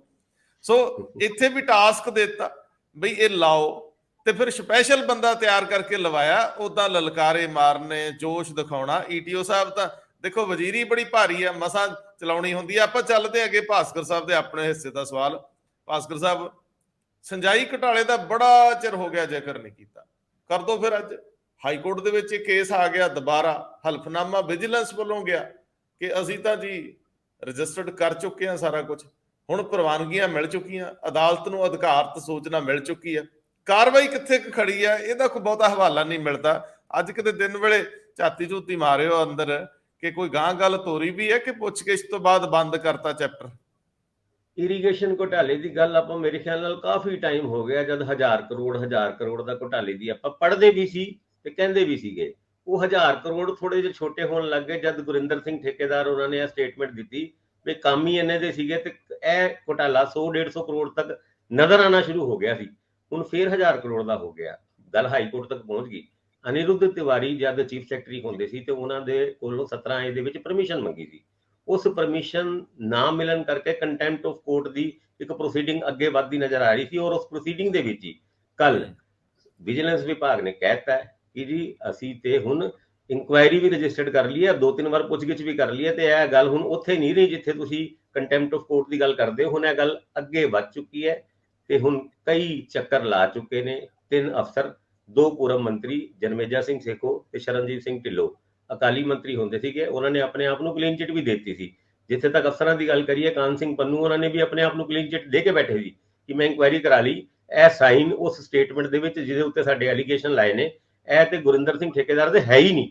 ਪਰ ਇਹ ਗੱਲ ਹੁਣ ਅੱਗੇ ਤੁਰਦੀ ਨਜ਼ਰ ਆ ਰਹੀ ਹੈ। ਹਾਈ ਕੋਰਟ ਦੇ ਵਿੱਚ ਜਵਾਬ ਦੇ ਦਿੱਤਾ, ਇਨਵੈਸਟੀਗੇਸ਼ਨ ਤੁਰ ਰਹੀ ਹੈ। ਕਿੰਨੀ ਕੁ ਅੱਗੇ ਤੁਰਦੀ ਹੈ, ਕਦੋਂ ਇਹਦਾ ਕੰਕਲੂਜਨ ਨਿਕਲਦਾ ਹੈ, ਔਰ ਇਹ 1000 ਕਰੋੜ ਦਾ ਘੁਟਾਲਾ ਵੱਡਾ ਹੋ ਜਾਂਦਾ ਹੈ ਜਾਂ ਫਿਰ 100-150 ਕਰੋੜ ਤੱਕ ਸਿਮਟ ਕੇ ਰਹਿ ਜਾਂਦਾ ਹੈ, ਇਹ ਤੇ ਅੱਗੇ ਚੱਲ ਕੇ ਵਿਜੀਲੈਂਸ ਦੀ ਇਨਕੁਆਇਰੀ ਤੋਂ ਬਾਅਦ ਹੀ ਪਤਾ ਲੱਗੇਗਾ।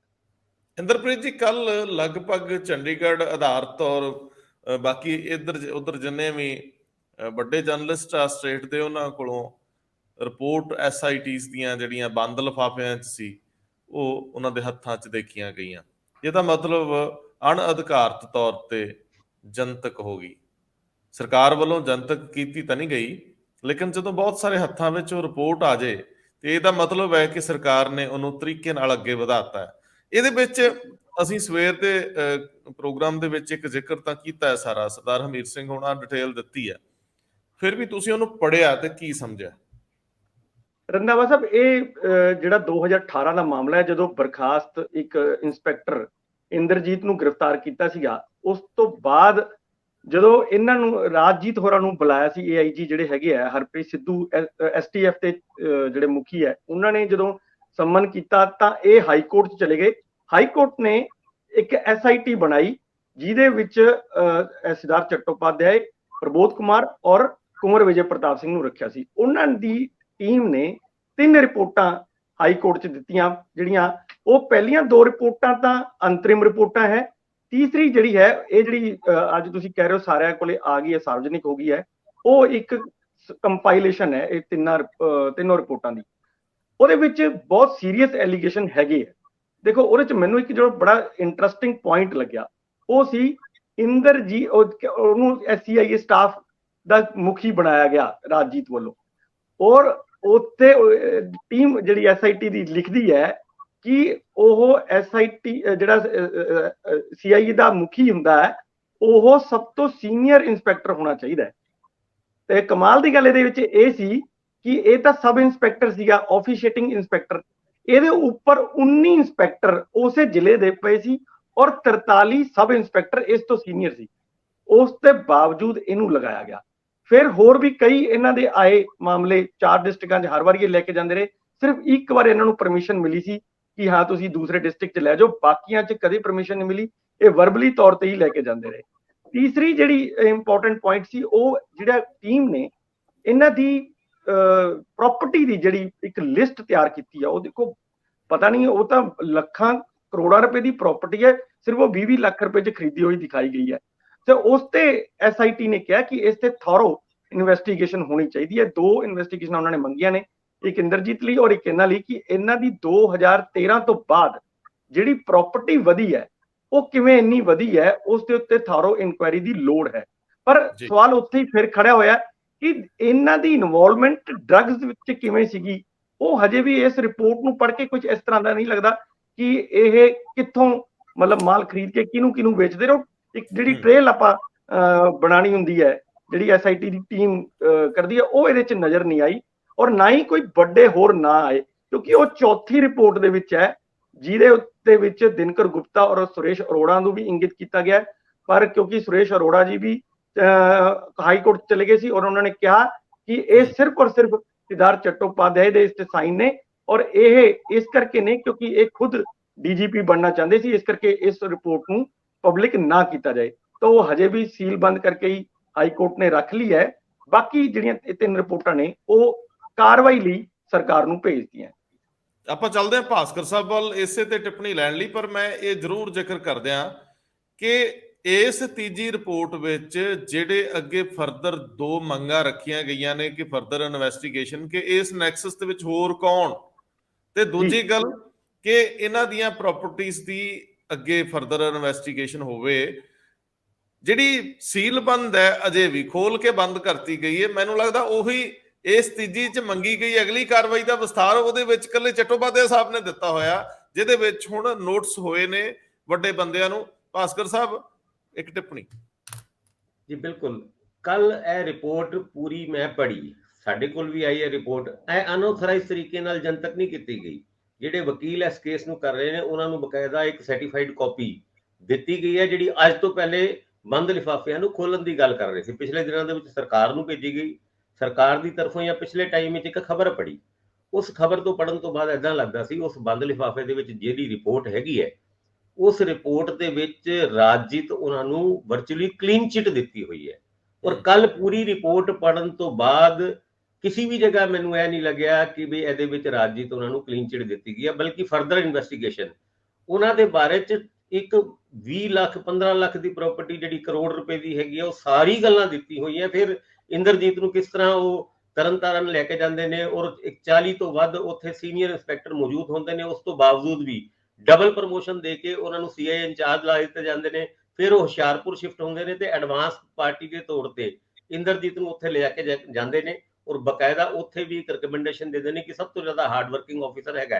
ਇਹ ਵੀ ਗੱਲ ਛੁਪਾਉਂਦੇ ਨੇ ਕਿ ਇੰਦਰਜੀਤ ਦੇ ਖਿਲਾਫ ਕੋਈ ਪੈਂਡਿੰਗ ਕੇਸ ਹੈ ਜਾਂ ਨਹੀਂ ਹੈ, ਕਿਉਂਕਿ ਜਦ ਉਹ ਭੇਜਦੇ ਨੇ ਕਿ ਇਹ ਬੜੇ ਹਾਰਡ ਵਰਕਿੰਗ ਨੇ ਤੇ ਉਹਦੇ ਵਿੱਚ ਉਸ ਟਾਈਮ ਵੀ ਇੰਦਰਜੀਤ ਦੇ ਖਿਲਾਫ ਕੇਸਿਸ ਪੈਂਡਿੰਗ ਹੁੰਦੇ ਨੇ।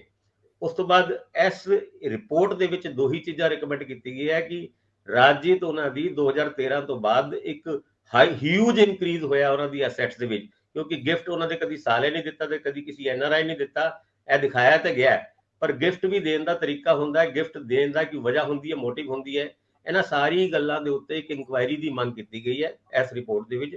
ਦੂਜੀ ਮੰਗ ਇਹ ਕੀਤੀ ਗਈ ਹੈ ਕਿ ਰਾਜਜੀਤ ਉਹਨਾਂ ਤੋਂ ਇਲਾਵਾ ਇੰਦਰਜੀਤ ਕਿਹੜੇ ਹੋਰ ਪੁਲਿਸ ਅਫਸਰਾਂ ਦੇ ਨਾਲ ਕੰਮ ਕਰ ਚੁੱਕੇ ਨੇ, ਕਿਉਂਕਿ ਰਾਜਜੀਤ ਉਹਨਾਂ ਨੇ ਵੀ ਆਪਣੇ ਬਿਆਨ ਦੇ ਵਿੱਚ ਕਿਹਾ ਸੀ ਮੇਰੇ ਕੋਲ ਤੇ ਸਿਰਫ 14 ਮਹੀਨੇ ਕੰਮ ਕੀਤਾ, ਇੰਦਰਜੀਤ ਨੇ ਮੇਰੇ ਤੋਂ ਵੱਧ ਤੇ ਹੋਰ ਅਫਸਰਾਂ ਨਾਲ ਕੰਮ ਕੀਤਾ। ਇੰਦਰਜੀਤ ਉਹਨਾਂ ਹਰਮਨ ਪਿਆਰੇ ਸੀਗੇ ਹਰ ਪੁਲਿਸ ਆਫੀਸਰ ਦਾ। ਅਸੀਂ ਵੀ ਇਹ ਗੱਲ ਆਪਣੇ ਪ੍ਰੋਗਰਾਮ ਦੇ ਵਿੱਚ ਕਰ ਚੁੱਕੇ ਨੇ, ਕਿਉਂਕਿ ਜਲੰਧਰ ਦੇ ਵਿੱਚ ਇੰਦਰਜੀਤ ਦੀ ਪੋਸਟਿੰਗ ਸਭ ਤੋਂ ਜ਼ਿਆਦਾ ਰਹੀ ਔਰ ਸਭ ਤੋਂ ਜ਼ਿਆਦਾ ਡਰੱਗ ਫੜਨ ਵਾਲੇ ਇੰਸਪੈਕਟਰ ਦੇ ਤੌਰ ਤੇ ਇੰਦਰਜੀਤ ਉਹਨਾਂ ਨੂੰ ਜਾਣਿਆ ਜਾਂਦਾ ਸੀ ਔਰ ਸਭ ਤੋਂ ਜ਼ਿਆਦਾ ਡਰੱਗ ਉਹਨਾਂ ਤੋਂ ਫੜੀ ਗਈ। ਇਹ ਵੀ ਉਹਨਾਂ ਨੂੰ ਜਾਣਿਆ ਜਾਂਦਾ ਜਗਦੀਸ਼ ਭੋਲਾ ਤੋਂ ਬਾਅਦ ਇਹੀ ਇਸ ਤਰ੍ਹਾਂ ਦੇ ਪੁਲਿਸ ਆਫੀਸਰ ਸੀ ਕਿ ਜਿਨ੍ਹਾਂ ਕੋਲੋਂ 6 ਕਿਲੋ ਹੈਰੋਇਨ ਫੜੀ ਗਈ।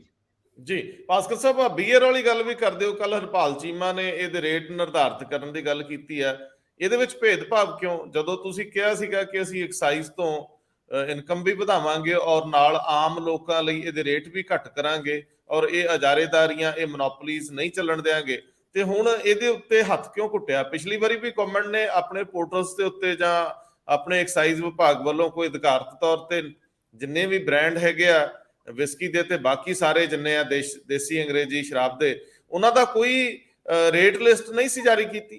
ਹਾਲਾਂਕਿ ਉਹ ਠੇਕਿਆਂ ਦੇ ਉੱਤੇ ਰੇਟ ਲਿਸਟ ਲੱਗੀ ਹੋ ਸਕਦੀ ਜਾਂ ਉਹਨਾਂ ਨੂੰ ਹਦਾਇਤ ਹੋ ਸਕਦੀ, ਪਰ ਸਰਕਾਰ ਨੂੰ ਆਪਣੇ ਤੌਰ ਦੇ ਉੱਤੇ ਵੀ ਤਾਂ ਕੋਈ ਲਿਸਟ ਜਾਰੀ ਕਰਨੀ ਚਾਹੀਦੀ ਆ। ਹੁਣ ਬੀਅਰ ਨੂੰ ਲੈ ਕੇ ਤਾਂ ਗੱਲ ਕਲੀਅਰ ਥੋੜੀ ਹੋਈ ਆ ਤੇ ਬਾਕੀ ਚੀਜ਼ਾਂ ਦੇ ਉੱਤੇ ਫਿਰ ਚੁੱਪ ਵੱਟ ਲਈ ਗਈ। ਜਿੱਥੇ ਤੱਕ ਗੱਲ ਲਿਸਟ ਦੀ ਕਰੀਏ ਤੇ ਇੱਕ ਲਿਸਟ ਕਿਸੇ ਵੀ ਠੇਕੇ ਤੇ ਜਾਓ ਤੇ ਲੱਗੀ ਤੇ ਹੁੰਦੀ ਹੈ, ਪਰ ਉਹ ਲਿਸਟ ਸਰਕਾਰੀ ਹੁੰਦੀ ਹੈ, ਉਹ ਲਿਸਟ ਐਕਸਾਈਜ਼ ਮਹਿਕਮੇ ਦੀ ਹੁੰਦੀ ਹੈ। ਇਹਦੇ ਉੱਤੇ ਹਮੇਸ਼ਾ ਡਾਊਟ ਰਹਿੰਦਾ ਹੈ, ਕਿਉਂਕਿ ਉਹ ਲਿਸਟ ਕਈ ਵਾਰ ਵੈਰੀ ਕਰਦੀ ਹੈ ਠੇਕੇ ਤੋਂ ਠੇਕੇ।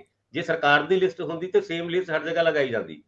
ਸਰਕਾਰ ਸ਼ਰਾਬ ਸਸਤੀ ਕਰ ਰਹੀ ਹੈ, ਇਹ ਖਬਰ ਸਰਕਾਰ ਬਣਨ ਤੋਂ ਬਾਅਦ ਤੋਂ ਸੁਣਨੀ ਸ਼ੁਰੂ ਹੋਈ, ਪਰ ਅੱਜ ਜਿੱਥੇ ਖੜੇ ਆ, ਹਾਂ 50-100 ਰੁਪਏ ਸਸਤੇ ਹੋਏ ਹੋਣੇ, ਪਰ ਜਿੱਥੇ ਤੱਕ ਸ਼ਰਾਬ ਕਾਰੋਬਾਰੀਆਂ ਦੀ ਲੁੱਟ ਦਾ ਸਵਾਲ ਹੈਗਾ, ਹੁਣੇ ਵੀ ਗੱਲ ਪਿੱਛੇ ਉੱਠ ਕੇ ਆਈ ਸੀ, ਤੁਹਾਨੂੰ ਯਾਦ ਹੋਏਗਾ ਅੰਮ੍ਰਿਤਸਰ ਦਾ ਉਹ ਜਨਵਰੀ ਜਾਂ ਫਰਵਰੀ ਦੇ ਮਹੀਨੇ ਦਾ ਉਹ ਇਨਸੀਡੈਂਟ, ਜਦ ਇੱਕ NRI ਪਾਰਟੀ ਕਰ ਰਹੇ ਹੁੰਦੇ ਨੇ ਤੇ ਉੱਥੇ ਕੁਝ ਲੋਕ ਐਕਸਾਈਜ਼ ਅਫੀਸ਼ੀਅਲ ਉਹ ਹੁੰਦੇ ਨਹੀਂ ਪਰ ਠੇਕੇਦਾਰ ਦੇ ਬੰਦੇ ਮੁਲਾਜ਼ਮ ਕਰਕੇ ਉਹ ਉਸ ਪਾਰਟੀ ਦੇ ਵਿੱਚ ਜਾਂਦੇ ਨੇ, ਉੱਥੇ ਗੁੰਡਾਗਰਦੀ ਹੁੰਦੀ ਹੈ, ਬੋਤਲਾਂ ਤੋੜੀਆਂ ਜਾਂਦੀ ਹੈ ਤੇ ਬਾਅਦ ਚੋਂ ਇੱਕ ਕੇਸ ਵੀ ਦਰਜ ਹੁੰਦਾ। ਕੁਲਦੀਪ ਸਿੰਘ ਧਾਲੀਵਾਲ ਉਹਨਾਂ ਨੂੰ ਉਸ NRI ਦੇ ਘਰ ਜਾ ਕੇ ਐਸ਼ੋਰੈਂਸ ਦੇਣਾ ਪੈਂਦਾ ਹੈ ਕਿ ਅਸੀਂ ਉਹਨਾਂ ਲੋਕਾਂ ਦੇ ਖਿਲਾਫ ਐਕਸ਼ਨ ਲਵਾਂਗੇ। ਐਕਸ਼ਨ ਕੀ ਲਿੱਤਾ ਪਤਾ ਨਹੀਂ।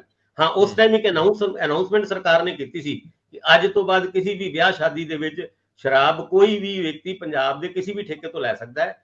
ਬਾਵਜੂਦ ਇਹਦੇ ਹਰ ਡਿਸਟ੍ਰਿਕਟ ਦੇ ਵਿੱਚ ਇੱਕ ਸਿੰਡੀਕੇਟ ਬੜੇ ਵੱਡੇ ਪੱਧਰ ਤੇ ਕੰਮ ਕਰਦਾ ਹੈ। ਜੇ ਤੁਸੀਂ ਸ਼ਰਾਬ ਦੀ ਬੋਤਲ ਕਿਸੇ ਦੂਜੀ ਜਗ੍ਹਾ ਤੋਂ ਲੈ ਕੇ ਦੇਖੋ, ਉੱਥੇ ਬਕਾਇਦਾ ਐਕਸਾਈਜ਼ ਅਫੀਸ਼ੀਅਲ ਉਹਨਾਂ ਠੇਕੇਦਾਰਾਂ ਦੇ ਕਰਿੰਦਿਆਂ ਦੇ ਨਾਲ ਪਹੁੰਚਦੇ ਨੇ ਤੇ ਇੱਕ ਬੋਤਲ ਦਾ ਲੈਵਲ ਚੈੱਕ ਕਰਦੇ ਨੇ।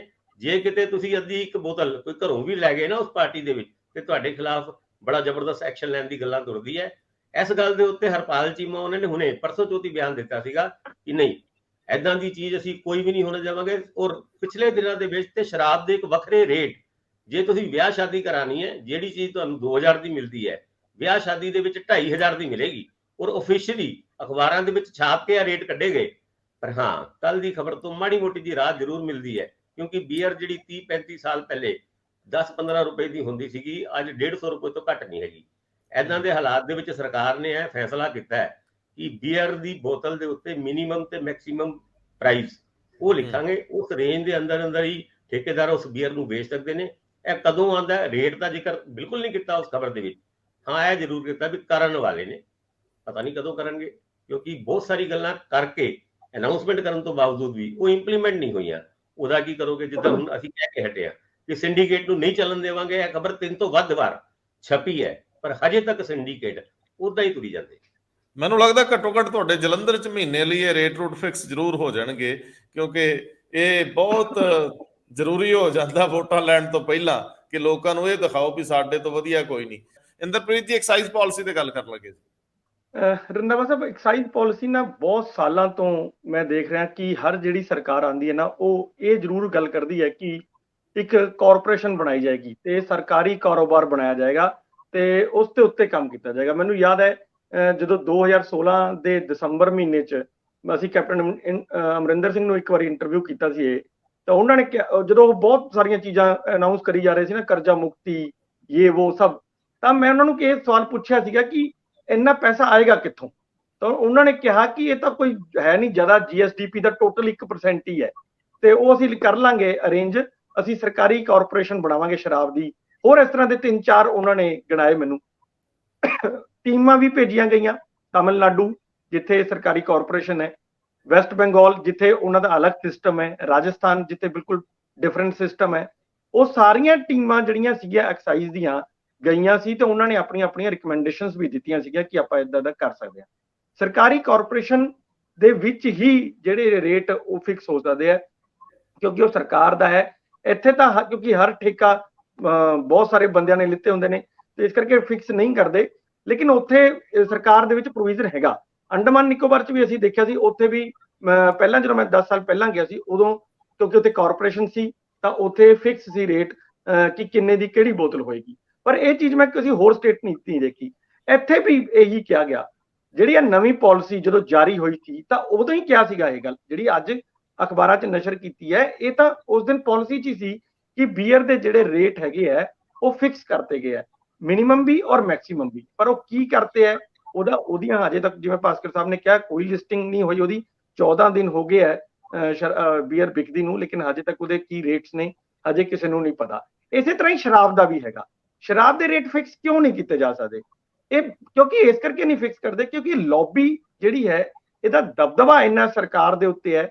ਜਿਹੜੀ ਸਾਰੀ ਪਾਲਿਸੀ ਹੈ ਉਹ ਤੱਕ ਇਹ ਲੌਬੀ ਹੀ ਬਣਾਉਂਦੀ ਹੈ।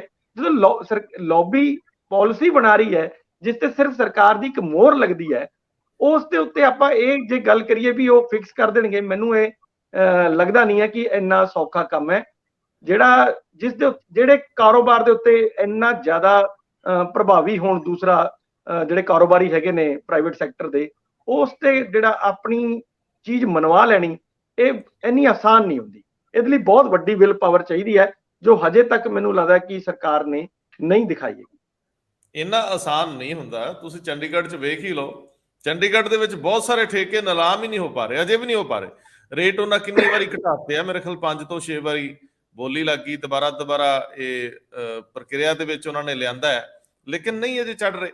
ਸੋ ਮੈਂ ਭਾਸਕਰ ਸਾਹਿਬ ਆਖਰ ਦੇ ਵਿੱਚ ਤੁਹਾਡੇ ਕੋਲੋਂ ਉਹ ਇਨਵੈਸਟਮੈਂਟ ਦੇ ਉੱਤੇ RTI ਦਾ ਜਿਹੜਾ ਇੱਕ ਜੁਮਲਾ ਜਿਹਾ ਕੱਲ ਦਾ ਚੱਲੀ ਜਾਂਦਾ ਹੈ ਕਿ ਸਰਕਾਰ ਤਾਂ ਹੁਣ ਮੂੰਹ ਹੀ ਨਹੀਂ ਖੋਲਦੀ, ਕਹਿੰਦੇ ਸੀ ਇਨਵੈਸਟਮੈਂਟ ਬਹੁਤ ਆਈ ਆ, 40,000 ਕਰੋੜ ਦਾ ਜ਼ਿਕਰ ਹੁੰਦਾ ਰਿਹਾ ਤੇ ਉਦੋਂ ਵੀ ਵੈਸੇ ਤਾਂ ਮੁੱਖ ਮੰਤਰੀ ਸਾਹਿਬ ਨੇ ਕਿਹਾ ਸੀ ਕਿ ਅਸੀਂ ਅੰਕੜਿਆਂ 'ਚ ਨਹੀਂ ਪੈਣਾ। ਹੁਣ ਤੁਸੀਂ ਅਗਲਿਆਂ ਨੇ ਉਦੋਂ ਕਹਿਤਾ ਵੀ ਅੰਕੜਿਆਂ 'ਚ ਨਹੀਂ ਪੈਣਾ, ਹੁਣ ਤੁਸੀਂ ਕਹਿੰਦੇ ਅੰਕੜਿਆਂ 'ਚ ਪਾਓ। ਕਿੱਦਾਂ ਪੈਣਗੇ ਦੱਸਿਓ ਜ਼ਰਾ, ਕੀ ਮਾਮਲਾ ਹੈ? ਰੰਧਾਵਾ ਜੀ, ਪਿਛਲੇ ਦਿਨੋਂ 23 ਤੇ 24 ਫਰਵਰੀ ਨੂੰ ਇਨਵੈਸਟਮੈਂਟ ਸਮਿਟ ਕਰਾਇਆ ਸੀਗਾ ਪੰਜਾਬ ਨੇ ਚੰਡੀਗੜ੍ਹ ਦੇ ਵਿੱਚ। ਤੁਹਾਨੂੰ ਯਾਦ ਹੋਏਗਾ 23 ਫਰਵਰੀ ਨੂੰ ਅਜਨਾਲਾ ਵਾਲਾ ਪੰਗਾ ਪੈ ਗਿਆ ਔਰ ਉਹਨਾਂ ਦਿਨਾਂ ਦੇ ਵਿੱਚ ਹੀ ਗਵਰਨਰ ਸਾਹਿਬ ਨੇ ਉਹ ਚਿੱਠੀ ਲਿਖਤੀ ਸੀ ਜਿਹਨੂੰ ਆਪਾਂ ਲੈਟਰ ਬੰਬ ਵੀ ਕਹਿੰਦੇ ਸੀਗੇ, ਕੁਝ ਸਵਾਲ ਪੁੱਛ ਲਏ ਸੀਗੇ। ਉਸ ਇਨਵੈਸਟਮੈਂਟ ਸਮਿਟ ਦੇ ਵਿੱਚ ਕਿਸੇ ਵੀ ਤਰੀਕੇ ਦਾ MOU ਸਾਈਨ ਨਹੀਂ ਹੋਇਆ ਕਿਉਂਕਿ ਸਰਕਾਰ ਨੇ ਇਹ ਕਿਹਾ ਕਿ ਅਸੀਂ MOU ਦੇ ਚੱਕਰਾਂ 'ਚ ਪੈਂਦੇ ਹੀ ਨਹੀਂ। ਪਿਛਲੀ ਸਰਕਾਰਾਂ ਨੇ MOU ਸਾਈਨ ਕੀਤੇ ਸੀ, ਉਹ MOU ਸਾਈਨ ਹੋ ਕੇ ਸਾਈਨ ਹੀ ਰਹਿ ਗਏ, ਗਰਾਊਂਡ ਤੇ ਨਹੀਂ ਉਤਰੇ ਤੇ ਅਸੀਂ MOU ਦਿਲ ਤੋਂ ਕਰਾਂਗੇ, ਦਿਲ ਨਾਲ। ਤੇ ਇੱਥੇ ਲੋਕੀ ਇਨਵੈਸਟ ਕਰਨ ਨੂੰ ਤਿਆਰ ਹੈ। ਇੱਕ ਹੋਰ ਗੱਲ, ਭਗਵੰਤ ਮਾਨ ਜੀ ਜਦ ਸਾਡੇ ਮੁੱਖ ਮੰਤਰੀ ਗਏ ਸੀਗੇ ਬੰਬੇ ਔਰ ਬੰਬੇ ਸਟਾਕ ਐਕਸਚੇਂਜ ਦੇ ਦੌਰੇ ਦੇ ਵਿੱਚ ਜਦ ਉਹਨਾਂ ਨੇ ਉਸ ਬੁੱਲ ਦੇ ਸਿੰਘ ਫੜ ਕੇ ਇੱਕ ਗੱਲ ਕਹੀ ਸੀ ਕਿ ਪੰਜਾਬ ਦੇ ਵਿੱਚ 40,000 ਕਰੋੜ ਦੀ ਇਨਵੈਸਟਮੈਂਟ ਆ ਚੁੱਕੀ ਹੁਣ ਤੱਕ ਤੇ ਅੱਗੇ ਚੱਲ ਕੇ ਕਈ ਲੱਖਾਂ ਕਰੋੜ ਦੀ ਹੋਰ ਆਏਗੀ। ਉਸ ਗੱਲ ਦੇ ਉੱਤੇ ਬਠਿੰਡੇ ਵਾਲੇ ਬੰਦੇ ਨੇ ਇੱਕ ਪਾਰਟੀ RTI, ਉਹਨਾਂ ਨੇ ਪੁੱਛ ਲਿਆ ਵੀ ਇਨਵੈਸਟਮੈਂਟ ਪ੍ਰੋਮੋਸ਼ਨ ਜਿਹੜਾ ਡਿਪਾਰਟਮੈਂਟ ਹੈਗਾ ਕਿ ਜੀ 1 ਅਪ੍ਰੈਲ 2022 ਤੋਂ ਲੈ ਕੇ 28 ਫਰਵਰੀ 2023 ਤੱਕ ਕਿੰਨੇ ਪੈਸੇ ਆਏ ਪੰਜਾਬ ਦੇ ਵਿੱਚ ਇਨਵੈਸਟਮੈਂਟ ਵਾਸਤੇ? ਅਗਲਿਆਂ ਨੇ ਜਵਾਬ ਦਿੱਤਾ ਵੀ ਸਾਡੇ ਕੋਲ ਕੋਈ ਏਦਾਂ ਦਾ ਡਾਟਾ ਨਹੀਂ ਹੈਗਾ, ਕੋਈ ਸਿੱਧਾ ਹੀ ਕੋਈ ਇਨਵੈਸਟਰ ਆ ਗਿਆ ਹੋਏ, ਕੋਈ ਦੁਕਾਨ, ਕੋਈ ਫੈਕਟਰੀ ਖੋਲੀ ਹੋਏ ਤਾਂ ਸਾਨੂੰ ਨਹੀਂ ਪਤਾ, ਪਰ ਸਾਡੇ ਪ੍ਰਮੋਸ਼ਨ ਦੇ ਐਫਰਟਸ ਦੇ ਥਰੂ ਕੋਈ ਆਇਆ ਹੋਏ ਬਿਲਕੁਲ ਨਹੀਂ ਪਤਾ। ਪਰ ਭਗਵੰਤ ਮਾਨ ਜੀ ਸਿੰਘ ਫੜ ਕੇ ਕਹਿੰਦੇ ਸੀਗੇ 40,000 ਕਰੋੜ ਰੁਪਏ ਆ ਗਏ। ਔਰ ਤੁਹਾਨੂੰ ਯਾਦ ਹੋਏਗਾ ਉਸ ਦਿਨ ਹੀ ਉਹਨਾਂ ਨੂੰ ਪਤਾ ਲੱਗਿਆ ਸੀ ਵੀ ਕੱਲ ਟਾਟਾ ਦਾ ਇੱਕ ਲੁਧਿਆਣੇ ਦੇ ਵਿੱਚ ਪਲਾਂਟ ਲੱਗ ਰਿਹਾ, ਦੇਖੋ ਜੀ ਇੰਨੇ ਕਰੋੜ ਤੇ ਕੱਲ ਹੀ ਆ ਰਹੇ ਨੇ। ਔਰ ਇਸ ਗੱਲ ਦੀ ਵੀ ਜਾਣਕਾਰੀ ਉਹਨਾਂ ਨੂੰ ਉੱਥੇ ਹੀ ਜਾ ਕੇ ਮਿਲੀ ਸੀ। ਔਰ ਇਸ ਤੋਂ ਪਹਿਲੇ ਉਹ ਜਿਹੜੇ ਜਰਮਨੀ ਗਏ ਸੀ BMW ਦੇ ਪਲਾਂਟ ਦੀ ਗੱਲ ਉਹਨਾਂ ਨੇ ਸ਼ਾਮ ਨੂੰ ਕੀਤੀ ਸੀ, ਸਵੇਰੇ ਕਲੈਰੀਫਿਕੇਸ਼ਨ ਆ ਗਿਆ ਸੀ BMW ਦਾ ਕਿ ਵੀ ਨਹੀਂ, ਅਸੀਂ ਕੋਈ ਇਨਵੈਸਟਮੈਂਟ ਨਹੀਂ ਕਰਨੀ, ਸਾਡਾ ਨਾ ਕੋਈ ਪਲਾਨ ਹੈ। ਪਤਾ ਨਹੀਂ ਕਿੱਦਾਂ ਪੰਜਾਬ ਸਰਕਾਰ ਨੇ ਕਰਤੀ। ਔਰ ਅਫਸਰ ਜਿਹੜੇ ਗਏ ਸੀਗੇ ਮੁੱਖ ਮੰਤਰੀ ਦੇ ਨਾਲ, ਉਹਨਾਂ ਦਾ ਵੀ ਕੋਈ ਵਰਸ਼ਨ ਨਹੀਂ ਆਇਆ ਵੀ ਸਾਡੇ ਕੋਲੋਂ ਕਲੈਰੀਕਲ ਮਿਸਟੇਕ ਹੋ ਗਈ ਜਾਂ ਸਾਨੂੰ ਜਰਮਨੀ ਵਾਲਿਆਂ ਦੀ ਭਾਸ਼ਾ ਸਮਝ ਨਹੀਂ ਆਈ। ਉਹ ਸ਼ਾਇਦ ਉਹ ਕਹਿੰਦੇ ਹੋਣਗੇ ਵੀ ਅਸੀਂ ਪਲਾਂਟ ਨਹੀਂ ਲਾਣਾ, ਅਸੀਂ ਸਮਝ ਲਿਆ ਲਾਣਾ ਹੈ, ਇਸ ਕਰਕੇ ਉਹ ਸਟੇਟਮੈਂਟ ਦੀ ਛੱਡਤੀ। ਪਰ ਇਨਵੈਸਟਮੈਂਟ ਦੇ ਮੁੱਦੇ ਦੇ ਉੱਤੇ ਕੁਝ ਗੋਲਮਾਲ ਤੇ ਹੈਗਾ। ਇਸ RTI ਦੇ ਵਿੱਚ ਇਸ ਤਰੀਕੇ ਦੀ ਇਨਫੋਰਮੇਸ਼ਨ ਨਾ ਹੋਣ ਦਾ ਜ਼ਿਕਰ ਅਗਰ ਉਸ ਡਿਪਾਰਟਮੈਂਟ ਦੀ ਤਰਫੋਂ ਕੀਤਾ ਜਾਂਦਾ ਹੈ ਤੇ ਕੁਛ ਨਾ ਕੁਛ ਤੇ ਹੈਗਾ। 40,000 ਕਰੋੜ ਰੁਪਏ ਆਏ ਨਹੀਂ ਆਏ ਤੇ ਕਿਹਦੇ ਥਰੂ ਆਏ, ਇਹ ਸਾਰੀ ਗੱਲਾਂ ਹੁਣ ਸਵਾਲਾਂ ਦੇ ਰੂਪ ਵਿੱਚ ਜਲੰਧਰ ਦੇ ਇਲੈਕਸ਼ਨਾਂ ਦੇ ਵਿੱਚ ਵੀ ਗੁੰਜਣਗੀਆਂ ਤੇ ਬਾਅਦ ਚੋਂ ਇਹ ਵੀ ਪੁੱਛਿਆ ਜਾਏਗਾ ਕਿ ਭਗਵੰਤ ਮਾਨ ਜੀ 23-24 ਫਰਵਰੀ ਨੂੰ ਕਿੰਨੇ ਆਏ। ਉਸ ਤੋਂ ਪਹਿਲੇ ਤੁਸੀਂ 40 ਦਾ ਜ਼ਿਕਰ ਕੀਤਾ ਸੀ, ਡਿਪਾਰਟਮੈਂਟ ਕਹਿੰਦਾ ਸਾਨੂੰ ਨਹੀਂ ਪਤਾ। ਔਰ ਉਸ ਤੋਂ ਬਾਅਦ ਕਿੰਨੇ ਆਏ, ਅਗਲੀ RTI ਦਾ ਜਵਾਬ ਕੀ ਮਿਲਦਾ ਹੈ, ਇਹ ਵੀ ਇਸ ਗੱਲ ਦਾ ਅੰਦਾਜ਼ਾ ਲਾ ਸਕਦੇ ਜਿਹੜੀ ਇਸ ਐਪਲੀਕੇਸ਼ਨ ਦਾ ਜਵਾਬ ਮਿਲੇ। ਬਹੁਤ ਮਿਹਰਬਾਨੀ, ਬਹੁਤ ਧੰਨਵਾਦ। ਧੰਨਵਾਦ ਜੀ।